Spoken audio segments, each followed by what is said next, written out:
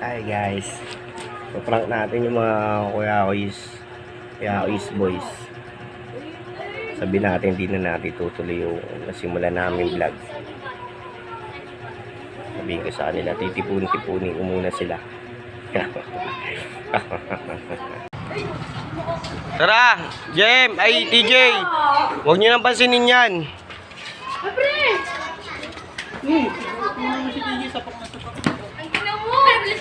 Saan muna? Sasabihin ako sa inyo. Bad news. Bad news? Bad news? Bad news? Bad news? Bakit? Hindi na natin tutuloy yung vlog. Yung mga nasimulan natin.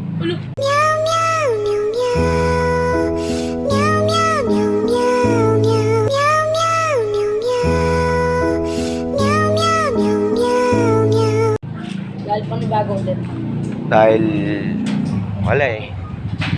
Naguguluhan ako eh. Tawag dito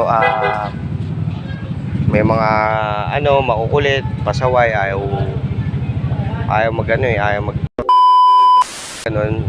makinig sa akin, parang ganun. Kaya inano ko na lang na baka hindi ko na lang siguro ituloy yung vlog. Okay lang ba sa inyo? Okay lang, nakagawa na tayong dalawa, sayang. Kasi syempre pag sinabing game na agad, hindi yung dami pang tawag, ang dami pang maingay sa gilid.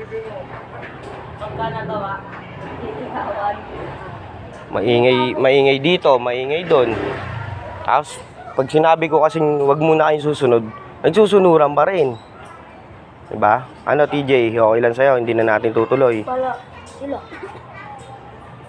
Ano mararamdaman nyo pag di natin tinuloy? Malungkot. Diba? Dapat susunod sa akin, diba? Diba, Jay? Tutuloy natin yan. Joke lang, it's a prank!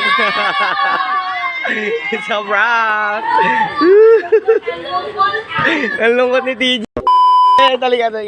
Ano naramdaman mo, TJ, nung sinabi ko yun? Ha? Malungkot. Ikaw, Jem, ano naramdaman mo? Marami na tayo din. Malungkot. Mga kulo, Kuya Kois boys, oo. Marami na tayo nagawa, titigil niyo po. Siyempre.